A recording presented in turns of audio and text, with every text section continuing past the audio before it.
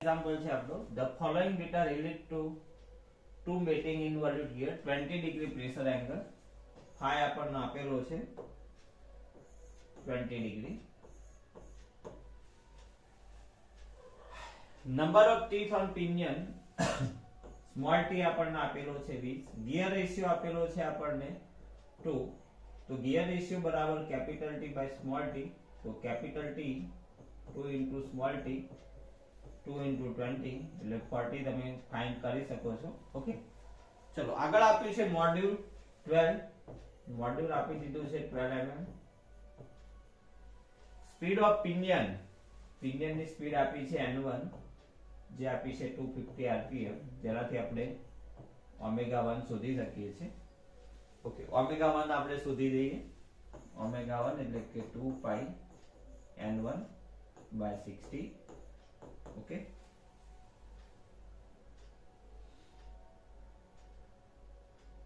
To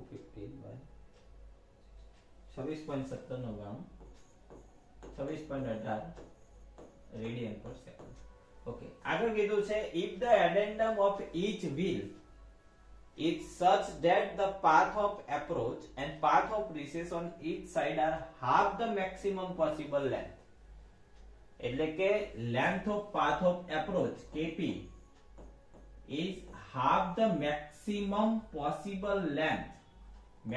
possible length mp જેટલી થાય એ જ રીતે સામેની બાજુ જો તમે વિચારો તો pl is equal to 1/2 mp અને pn જેટલી થશે કેના જેટલી થશે pn છેક n સુધી છેડો અડતો હતો યાદ કરો તમે થિયરી ઓકે તો તમે થિયરી યાદ કરી શકો છો અને mp ની વેલ્યુ હતી r sin phi આની વેલ્યુ હતી mp ની વેલ્યુ હતી સ્મોલ r sin phi અને pn ની વેલ્યુ હતી capital r sin phi okay આના ઉપરથી તમે કારણ કે આપણને કોઈ જગ્યાએ અહીંયા રેડિયસ નથી આપી રેડિયસ શોધવા માટે એ બધા માટે આ વસ્તુ આપણને આપેલી છે ઓકે તો એ વસ્તુ તમે દેખી શકો છો મોડ્યુલ આપેલું છે આપણને चलो तो સૌથી પહેલી વસ્તુ આ તો આપણે સાઈડમાં રાખીએ વાંધો નહીં પણ પહેલા આપણે જે શોધતા હતા એ બધી વસ્તુ શોધી લઈએ તો સ્મોલ r આવશે આપણું mt/2 m છે આપણું 12 સ્મોલ t આપણો છે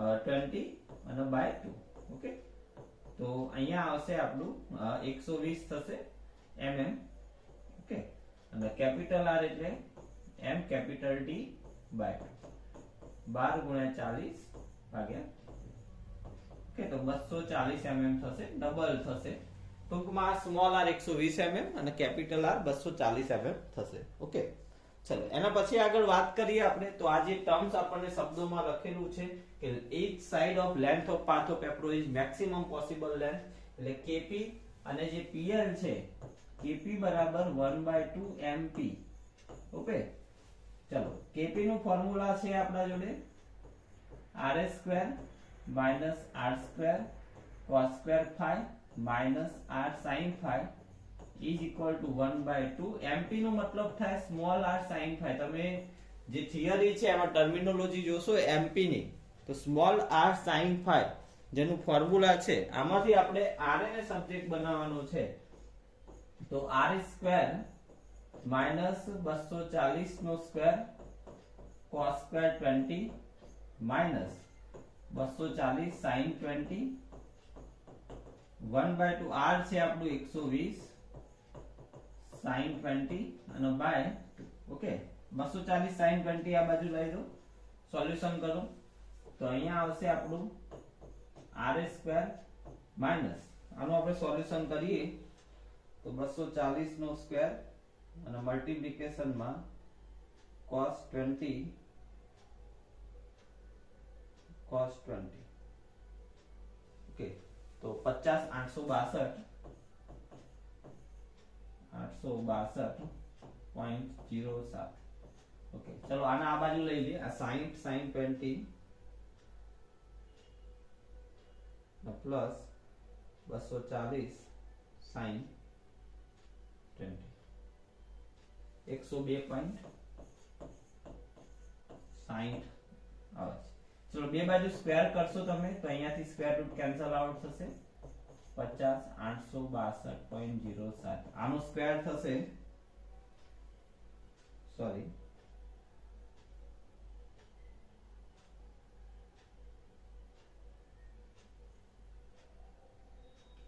10,528. ઓકે, આર સ્ક્વેર બરાબર પેલું ટર્મ્સ આ બાજુ પ્લસ થશે, પ્લસ 50,862.07. ઓકે, એટલે 61,390.07 mm, અને આનું તમે સ્ક્વેર રૂટ કરશો, સ્ક્વેર રૂટ 61,390.07. ઓકે, તો આરએ ની વેલ્યુ આવે છે 247.77 mm. ઓકે, તો જે એડેન્ડમ રેડિયસ છે એ આવે છે 247.77 mm. આમાંથી આપણે AW શોધવો હોય તો RA એ બરાબર R વત્તા AW વ્હીલ માટે, તો AW બરાબર RA માઈનસ R. ઓકે, તો RA માઈનસ R કરશો 247.77 માઈનસ 240 7.77 mm આપણને કોનું મળશે? વ્હીલ નું એડેન્ડા મળશે. ઓકે, ચલો આગળ આપણે શોધવાનું છે સેમ ટુ સેમ પિનિયન માટે. તો પિનિયન માટે સેમ સૂત્ર આવશે, પણ ખાલી જસ્ટ અહીંયા આવશે r² minus r² cos² phi minus r sin phi બરાબર 1/2. અહીંયા મેં લખેલું છે ફોર્મ્યુલા દેખજો, 1/2 pn. pn એટલે capital R sin phi 1/2. Okay, તો આની અંદર વેલ્યુ મૂકી આપણે r² આપણે શોધવાનું છે. ઓકે, ચલો સ્મોલ r², સ્મોલ r આપણા જોડે છે 120 નો square cos² 20 minus small r 120 sin 20 capital R 240 sin 20. Okay, ચલો આ જ રીતે તમે આમાંથી આપણે RA શોધીએ અને પછી એમાંથી આપણે RA ને આવું લખી શકીએ RA વત્તા AP. AP એટલે કે પિનિયન નો એડેન્ડા RA માઈનસ R.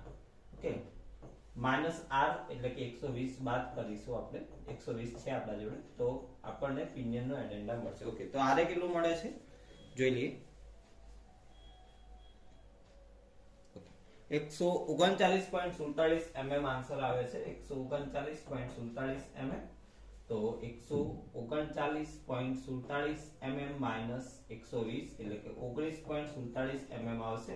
એટલે કે આપણને પહેલી વસ્તુ જે કીધી છે એડેન્ડમ ફોર બોથ વ્હીલ બંનેનું એડેન્ડમ આપણે ફાઇન્ડ કર્યું છે. એના પછી length of arc of contact પૂછ્યું છે.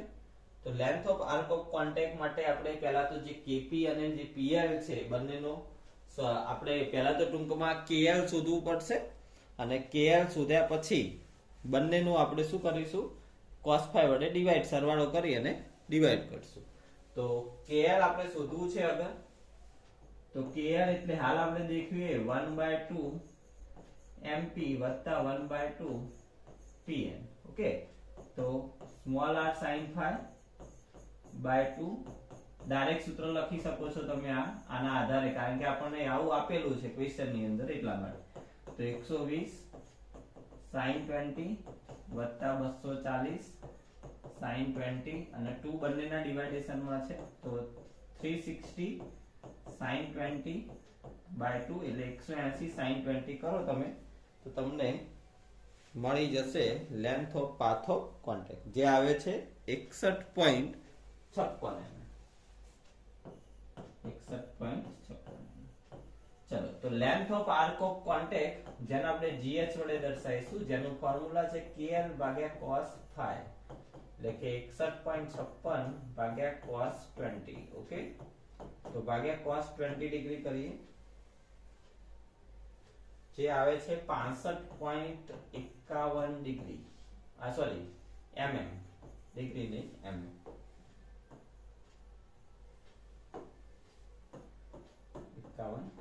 ઓકે, ચલો એના પછી આપણને ફાઇન્ડ કરવાનું કીધું છે Ratio of sliding and rolling velocity when contact just begin at pitch point and at the end of contact.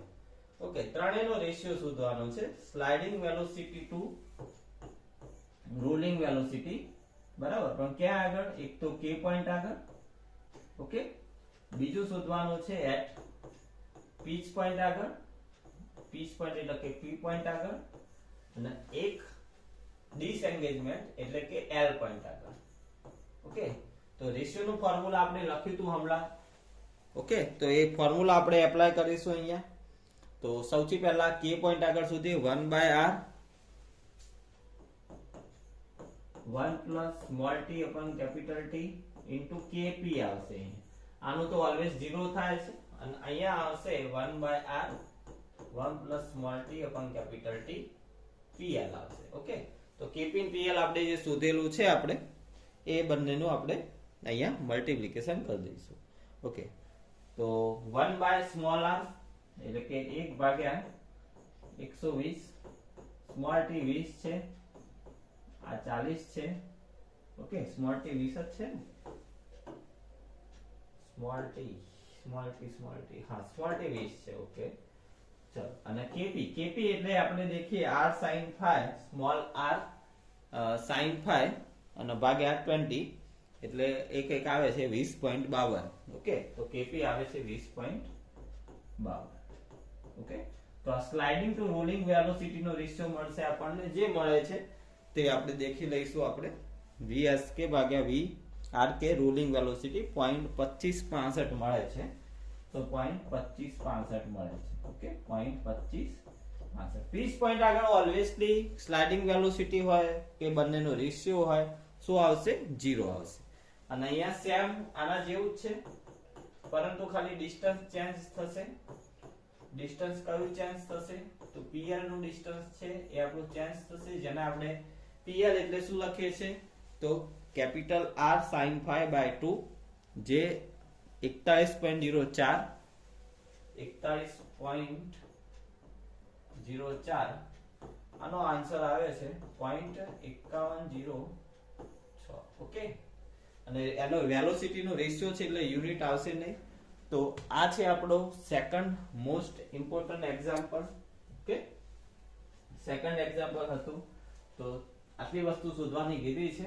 એડેન્ડમ શોધવા માટે તમને આ ટર્મ્સ આપેલો છે, આ મેં ઘરમાંથી નહીં લખ્યું, એનું સ્ટેટમેન્ટ આપેલું છે એટલે લખેલું છે કે length of path of approach and path of recess each side are half the maximum possible length. maximum possible length approach બાજુ mp થતી હોય અને રિસેસ બાજુ pn થતી હોય. ઓકે, તો આ હતો આપણું સેકન્ડ એક્ઝામ્પલ.